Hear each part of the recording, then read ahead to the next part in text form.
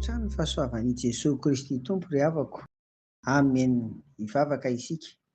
Ry Tompo rainay any an-danitra, ianao ilay rainay amin'ny anaran'i Jesosy Kristy, antsoinay isan'andro, isaoranay dia rainay ary omenay voninahitra. Misaotra Tompony amin'ity andro vaovao omenao ity indray, ary dia mangataka izay ny fanahy masina hitaridahananay manomboka amin'izao fiainonay sy fandinihanay fieritreretana ny teninao amin'ny lalamofonay izao, ary mitohy amin'izay ataonay koa amin'ity anio ity. Mombanay Tompo ao amin'ny anaran'i Jesosy. Amen. Ny Hebreo 4:12 ry havana no hozaraina amintsika ao anatin'izao fandinihan-tena izao. Zaraina roa izy ity, noho izany dia ny fizarana voalohany no atombokontsika anio, ary ny fizarana faharoa dia atao rapitso. Andeha ry havako ho vakiana amin'ny anaran'i Jesosy ny Hebreo 4:12 izay teo.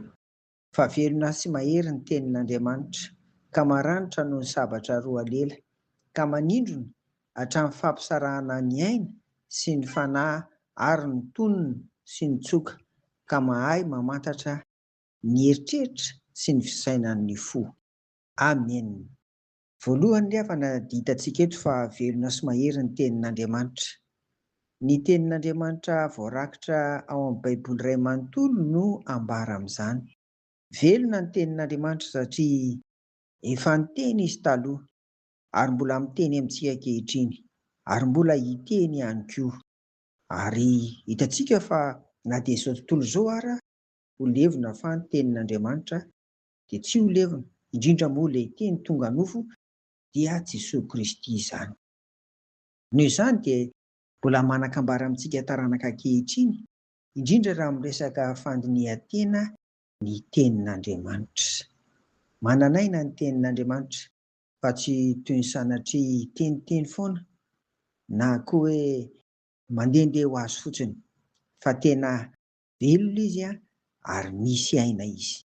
Mahery koa ny teniny satria ny teniny no nampisy ny fahariana. Hitantsika izany ao amin'ny Genesisy 1 sy ny 2. Dia ilay fahariana eto amin'ny tsy hoe izao tontolo izao ihany fa manerana izao rehetra izao. Mahery koa ny tenin'Andriamanitra anatanteraka ho amin'ny famonjena na koa fitahiana.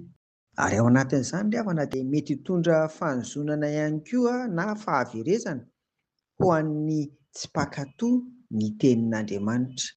Faharoa, hitantsika eto indray koa fa hoe maranitra. Inona moa no hevitra izany? Maranitra noho ny sabatra roa lela hoy izy.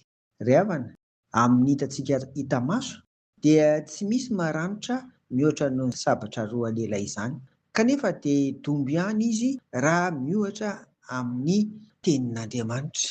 Atao hoe sabatra roa lela ny tenin'Andriamanitra noho ny fahaizany miditra any anaty, tsy misy mahasaka anazy. Indraindray koa dia entina ilazana fanamelohana na fitsarana ihany koa ny sabatra. Ao amin'ny Apokalipsy moa no tena ahitantsika an'izany, ohatra ny Apokalipsy 1:1-12 sy ny 2:2-9 ihany koa sy ny sisa.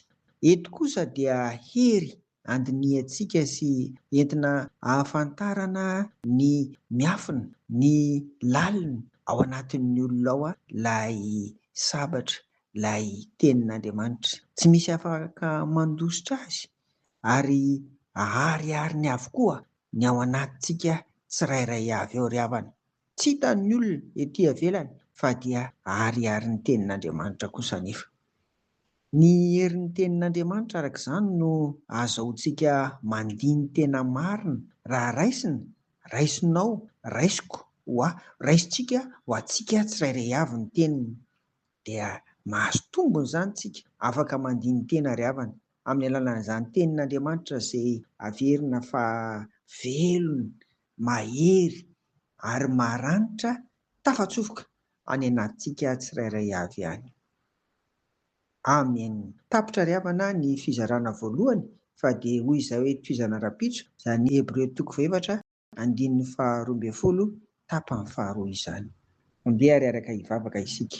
Misaotra Tompo ny amin'ny teninao ary, fa dia hitondra anay amin'ny fandinihan-tena marina anie izany. Amin'ny anaran'i Jesoa, amen. Ho aminareo fiadanan'i Jesoa ry havako, amen.